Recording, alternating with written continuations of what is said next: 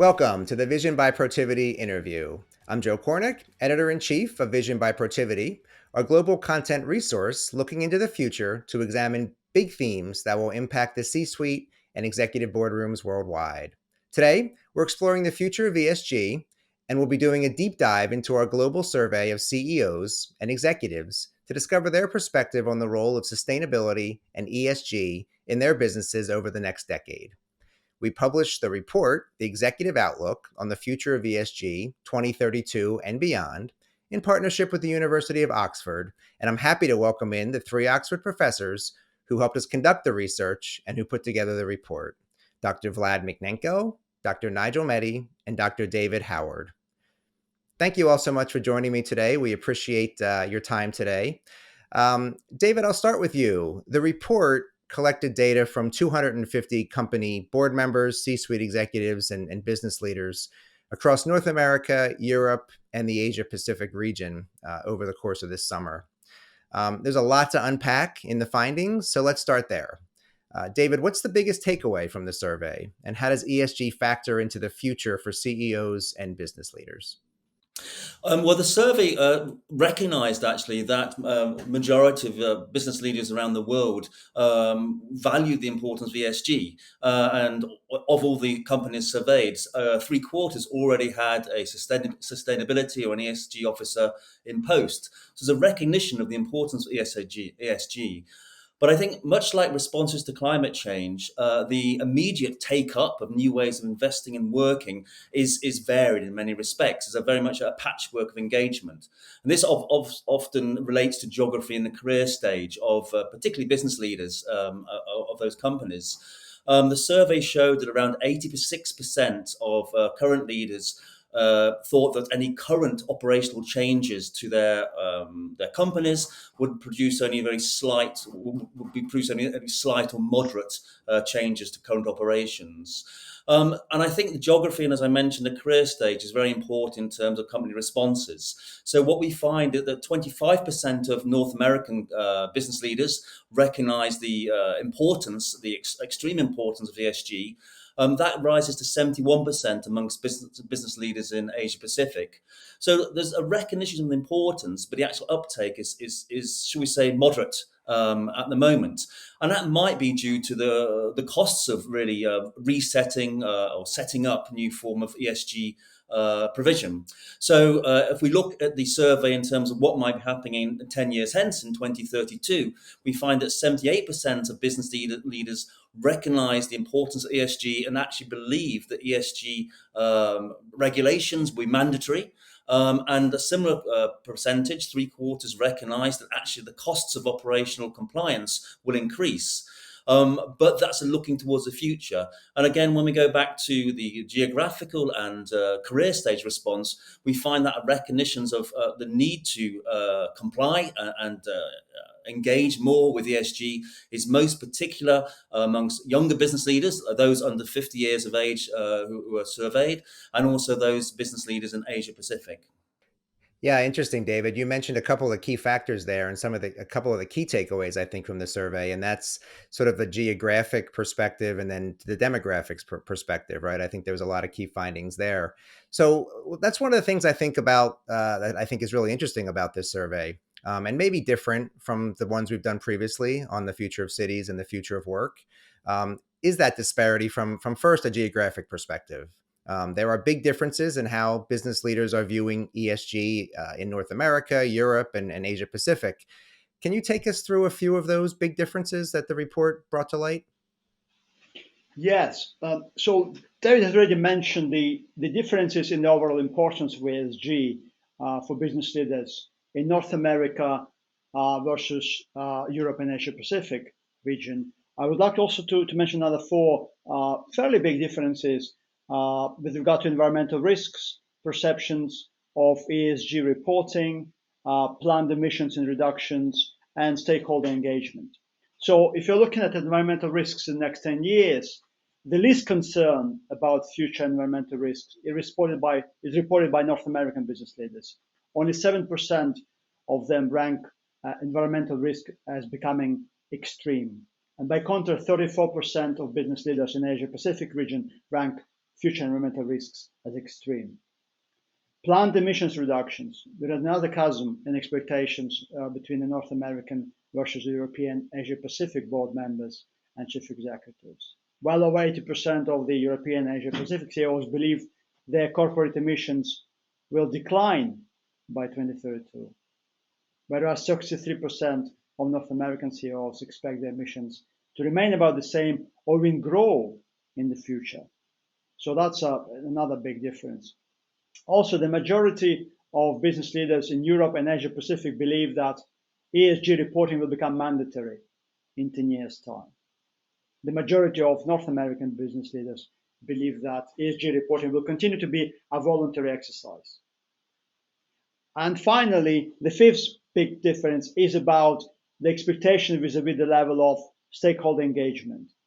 So a future rise in stakeholder engagement and stakeholder activism generally is widely expected by European and Asia Pacific companies. And whereas, by contrast, North American respondents, 57%, expect that their level of stakeholder engagement will remain about the same as today or even decrease. So stakeholder engagement, ESG reporting, emission reductions, environmental risks, and overall attitude to ESG is quite different in North America versus Europe and particularly Asia Pacific. Yeah, thanks, Vlad. And another key demographic that we just mentioned a minute ago is the generational attitudes about ESG. So, Nigel, what were some of the big divides between business leaders over the age of 50 and under the age of 50? I know there were several brought out by the report. Thanks, Joe. So yes, the demographic we used for age was over 50 and under 50. Of course, there are probably fewer C-suite executives in the under 50 category, depending on the industry. But across the board, we found that younger executives are more attuned to the growing importance of ESG. It's important, I think, to their leadership profile, and they're looking towards a future where they're going to be operating in the midst of an intensifying climate crisis. ESG is not just about climate crisis, but it's a big factor. So higher for younger executives, 60% of the under 50s, compared to 42% of the over 50s identified with ESG as being important to their companies across the board in 10 years' time. The under 50s ranked social factors more highly than environmental and governance factors, whilst the over 50s tended to be focused on changes to the regulatory environment.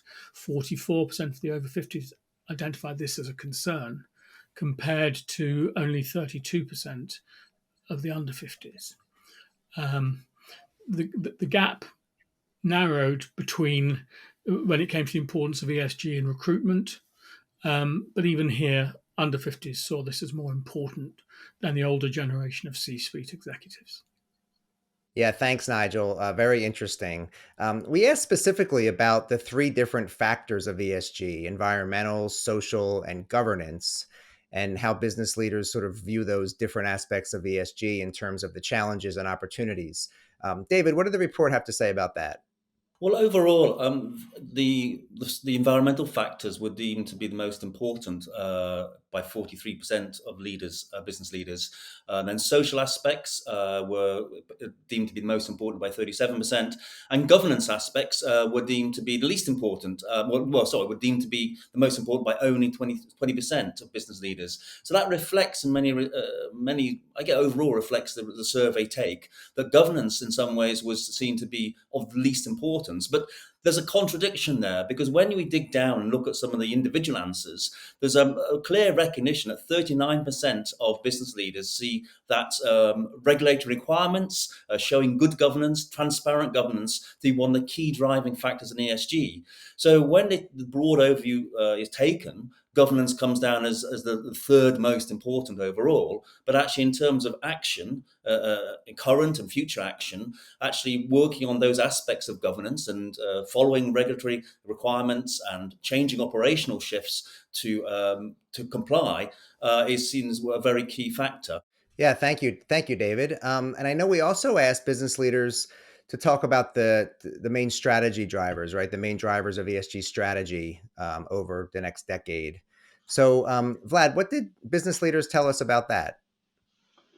Well, research shows that ESG approach to business practice over the decades has been driven by a number of competing forces, ranging from religious, moral, ethical concerns to demands from customers, demands from governments, behavioral expectations from one's own workforce, and of course, public relations strategy for managing potential risks.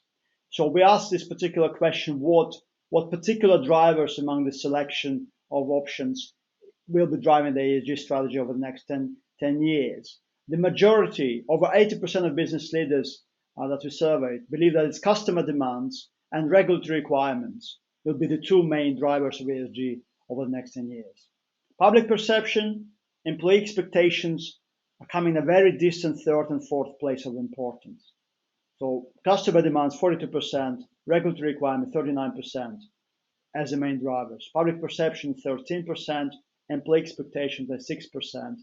So you can see that actually it is demands from customers and demands from governments that are primary drivers of the company's ESG strategy by 2032.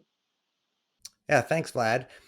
And finally, Nigel, the survey revealed some really interesting trends about investment, both in terms of spending and changes to products and services as it relates to ESG over the next decade. So can you talk a little bit about that and tell us sort of what the survey discovered? Well, one of the interesting things that only 7% of business leaders expected to change their business processes over the next 10 years, but 2/3 expect their carbon emissions to decrease. And it's possible there are going to be changes to business processes that are not yet anticipated by these business leaders. So decreasing carbon emissions over the next 10 years. And here we saw younger executives thinking about more ambitious targets being set, and the older C-suite executives. There was a real difference between North America compared to Europe and Asia Pacific. Those are the three regions that we used for analytical purposes. Between 80 and 90% of European and Asia Pacific executives expect emissions to fall, and that means significant investment in changing technologies and changing manufacturing processes. But in North America, 63% of the participants expected emissions to remain the same or possibly even to grow in the future. And I think this expectation of increased carbon emissions over the next 10 years is a very surprising finding, actually. Yeah, those North American numbers are really interesting and disconnected from Europe and Asia Pacific, certainly. Nigel, thanks so much. And thanks so much for doing this with us today. Well, it's been a pleasure to take part, to work with this on the survey and, of course, to take part in these interviews. And also a special thanks to Vlad and David as well. Thanks, guys, for being here. And thank you for watching the Vision by Protiviti interview. I'm Joe Kornik. We'll see you next time.